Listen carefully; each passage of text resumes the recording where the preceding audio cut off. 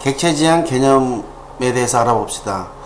C++, 자바 또는 C샵이나 파이썬 등과 같은 클래스를 포함하는 랭귀지를 객체지향 언어라고 합니다. 이처럼 클래스를 중심으로 이들의 흐름을 가지고 설계하는 방식을 객체지향 설계라고 합니다. 객체지향에는 객체, 클래스, 메시지 이 세 가지를 기본 요소로 하고 있는데, 이 객체지향과 반대되는 말이 절차지향 방법입니다. 절차지향은 대표적인 것이 C 언어처럼 플로우차트처럼 기능 중심으로 진행하는 것을 절차지향이라고 하고, 객체 중심으로 설계하는 것을 객체지향 방법이라고 합니다. 우리가 기능 중심은 탑다운 방식으로 기능 중심이 이루어지고, 객체지향은 객체를 설계하고 각각의 객체들이 서로 어떠한 관계가 있는지, 서로 어떠한 관계, 그 관계를 중심으로 해서 설계하는 것을 객체지향이라고 합니다. 그러면 이 객체지향의 개념을 정확하게 이런 객체, 클래스, 메시지가 어떠한 의미를 갖고 어떻게 이해하는 것이 좋을지 설명을 해보겠습니다.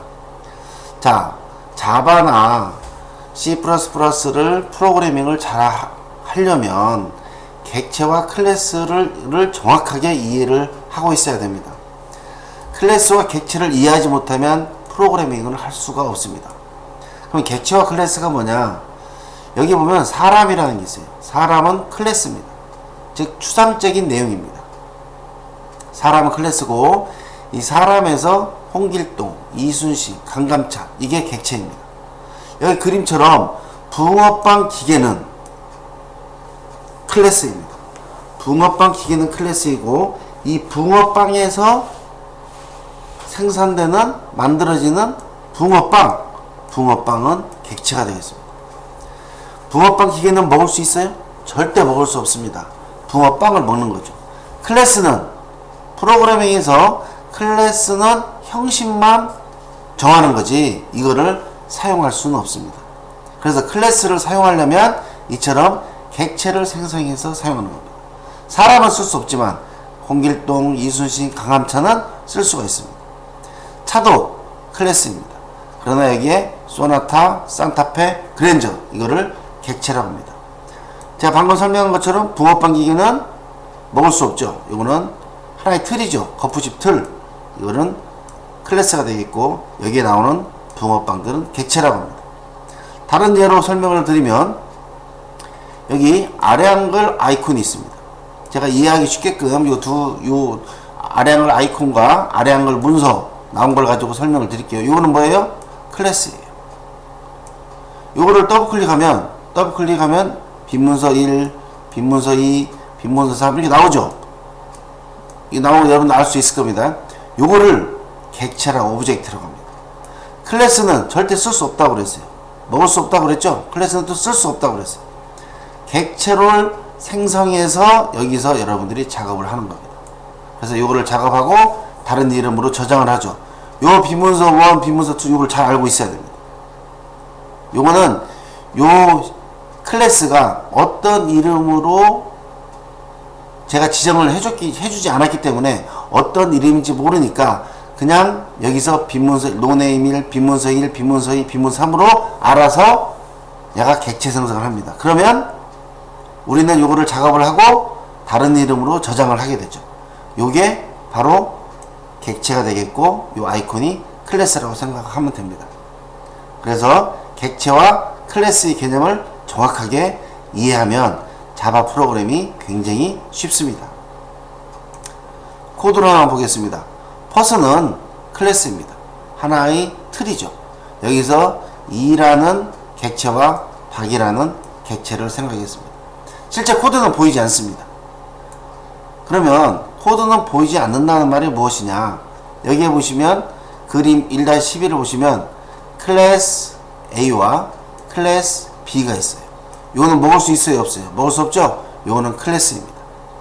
그러면 여기에 A, S1, S2라고 있어요. 여러분 S1이 무엇입니까? X1은 무엇이고요? 제가 이렇게 질문을 드리겠습니다. 여기에 보면 int k k가 무엇입니까? 물어보면 여러분 쉽게 이 int를 보고 이게 정수형을 뜻하는 거죠. 정수형 변수 k입니다. 말할 거예요. 예를 들어서 string name string name이라고 하면 이건 뭐예요? 문자열 변수 name이라고 해요. 그럼 s1은 뭐냐? s1은 이 앞에 뭐가 있어요? a죠. a는 뭐예요? 클래스예요. 클래스형 s1 클래스 a형 s2 그러니까 이 클래스 앞에 있는 s1 s2는 객체입니다. 객체. b도 클래스죠? x1 s2 역시 객체가 되겠습니다. 제가 앞에서 설명한 것처럼 클래스는 절대 선언만 하는 것이지 쓸 수 있는 건 아니라고 했습니다. 그럼 이 A1, A2를 쓰려면 어떻게 하냐? 이 프로그램에 제가 A1하고 프로그래밍에 A1하고 쓰면 이건 에러가 납니다. 그래서 쓰려면 절대 클래스에 있는 내용을 그대로 쓸 수는 없어요. 그래서 객체를 생성해서 s1.a1 이렇게 씁니다. s1.a2 x1.b1 x1.b2 x2.b2 이렇게. 예를 들어서 s1.b1 이거 쓸 수 있어요? 못 씁니다. b1은 x입니다. x1이나 x2가 쓰는 거지 s는 a의 객체이기 때문에 b1, b2는 b의 객체니까 x1이나 x2가 쓰는 거죠. 이처럼 다시 한번 말씀드리면 객체와 클래스의 구별. 클래스는 선언만 하고 절대 쓸 수 없다. 객체는 클래스를 앞에 두고 객체 생성을 해서 클래스형으로 이렇게 생성해서 그 객체를 이용해서 각각의 클래스에 있는 메서드를 사용한다. 이렇게 해서 객체와 클래스를 반드시 이해하시면 프로그래밍이 굉장히 쉽습니다. 다음 메시지에 대해서 설명하겠습니다. 여기 드론 조종기가 있어요. 여기는 드론이 있습니다.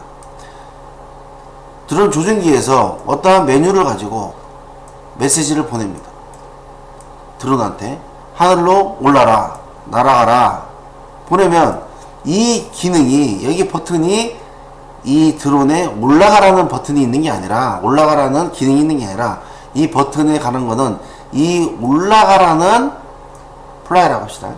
이 올라가라는 기능을 수행하라는 메시지를 보내는 겁니다. 플라이라는 기능을 수행하세요 라는 메시지를 보내면 이 드론에 있는 하늘로 올라가는 기능을 프로그램을 수행해서 드론이 올라가는 겁니다. 우리가 객체지행이라고 하면 모든 메뉴에 있는 프린트다. 프린트 버튼을 누르면 프린트가 되는 게 아니라 메모리에 있는 프린트라는 컴포넌트를 실행시키라는 메시지를 보내는 겁니다. 그러면 이 메시지가 가면 프린트라는 컴포넌트를 수행해서 실제 우리가 프린트가 되는 것입니다.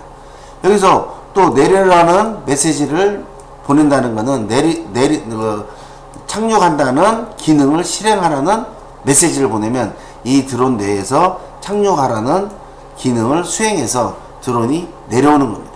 이처럼 모든 객체 지향은 메시지 지향 방식이다 라고 생각하시면 되겠습니다. 그래서 여러분들은 메시지의 개념을 이해하시면 되겠습니다. 다음은 추상화 개념입니다. 추상화는 여기에 여러가지 차들이 있죠. 이 차를 하나하나의 클래스를 만드는 것보다 대표적인 클래스를 만들어서 여기서 이러한 차들을 객체 생성해서 쓰면은 간단하는 거죠. 그래서 추상화라는 것은 특정 측면을 강조해서 나타나고 이거를 실세계에 대응하는 추상 모델을 만드는 것이 추상화입니다. 예를 들어서 노란색을 그리는 클래스, 흰색을 그리는 클래스, 빨간색을 그리는 클래스, 똑같은 클래스가 반복되는 거잖아요. 그러면 색상이라는 클래스를 만들고 이 클래스의 파라메타가 0이면 흰색, 1이면 검정색, 2이면 빨간색 이렇게 그 파라메타 0, 1, 2, 3, 4로 인해서 색상이 출력하게 되면은 이 클래스 하나만 가지고도 충분히 가능합니다. 그래서 이러한 거를 추상화라고 합니다. 그래서 이 그림 밑에 보시면은 실 3개 있는 거를 이렇게 사람, 컴퓨터, 자동차로 모델링해서 이거를 클래스로 설계를 하는 겁니다. 퍼슨이라는 거에서 강감찬, 이순신 이런 것들을 객체를 만들어주고, 컴퓨터에도 무슨 삼성 컴퓨터, 삼북 컴퓨터 나오는 거고, 카에서도 소렌토, 그랜저, 이런 산타페 이런 객체들이 나와서 쓰는 거죠. 이러한 거를 무엇이라고요? 추상화라고 합니다. 추상화 개념 잘 알고 계시고요. 캡슐화. 캡슐화는 캡슐화는 여기 보면 약이 있어요. 우리가 약을 캡슐로 된 약입니다. 내용이 무엇인지 알지 못하고, 이게 두통약인데 내용이 뭔지 알지 못하고 우리 무조건 먹죠. 약사한테 가서 약을 줘서 처방받은 다음에, 의사한테 처방받은 다음에 약사한테 가서 약을 주면 내용이 무엇인지 우리는 그 캡슐을 뜯어보지 않고 먹어요. 먹으면 두통이 낫습니다. 자, 맥스 2하고 8을 넣는데 어떻게 해서 이 프로세스가 어떻게 해서 큰 수인 8이 나오냐, 우리는 내용을 몰라도 됩니다. 그냥 이 맥스라는 함수를 수행하면 결과가 8이 얻습니다. A 플러스 B, 이것도 어떤 덧셈이라는 라이브러리가 있으면 이걸 A와 B를 입력하면은 C라는 결과값이 나옵니다. 즉 이걸 뭐라고 하냐면 블랙박스라고 합니다. 이 프로세스는 우리가 알지 못해도 입력을 뭐를 넣으면 결과가 뭐가 나온다 라는 거를 알고 있어요. 요거를 우리는 뭐라고 그래요? 캡슐화라고 합니다. 정보은익이라고 말도 하죠. 이거는 캡슐화는 뭐냐, 보통 어디 있어요? 라이브러리에서 주로 라이브러리들이 보통 캡슐화라고 합니다. 사인 함수, 코사인 함수, 탄젠트 함수 이런 것들이 다 내용을 몰라도 사인 60도 60을 넣으면은 결과가 2분의 루트 2 이렇게 나오는 거죠. 2분의 루트 3인가요? 이렇게 나오는 거죠. 이렇게 내용 프로세스는 모르고 입력을 넣으면은 결과가 어떻게 나온다는 아는 거, 입력을 알면 결과가 어떻게 나오는지 아는 거, 요거를 우리는 캡슐화라고 합니다. 그러면 요거는 하나의 모듈화로 라이브러리로 되어 있기 때문에 높은 독립성과 유지보수성, 향상된 이식성. 이식성이라는 말은 뭐예요? 우리가 여러분들 자바나 보면은 라이브러리들이 많죠. 이거는 어느 프로그램이나 갖다 쓸 수 있잖아요. 그러니까 다른 프로세스가 돌아가고, 유지보수성도 라이브러리를 쓰면은 간단하고 독립성도 아주 강합니다. 이렇게 해서 캡슐에 대한 이해를 해주면 되겠습니다. 상속. 자, 자동차에 트럭, 승용차, 스포츠카가 있죠.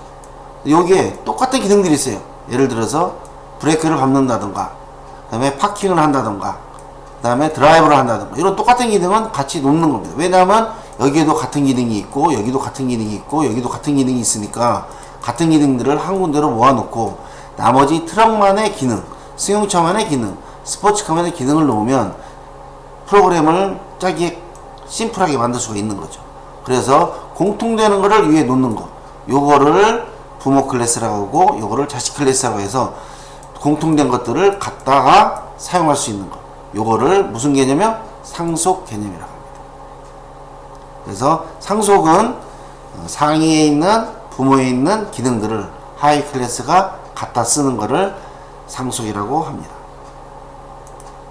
코드로 보면 사람은 이렇게 4개의 어트리뷰트와 메서드가 있죠. 학생도 4개의 어트리뷰트와 메서드가 있고, 회사도 마찬가지입니다. 그러나 상속이기 때문에 이러한 내용을 다 같이 여기다 쓸 수 있고, 똑같이 여기도 같이 쓸 수 있습니다. 그래서 요거를 학생은 실제 쓸 수 있는 거는 요거를 다 같이 쓸 수 있고, 요것뿐만 아니라 회사원도 요것도 다 같이 쓸 수 있습니다. 요거를 상속이라고 합니다. 그래서 클래스로 나타내면 F2는 클래스 B는 F2도 쓰고 F1도 쓸 수 있는 것입니다.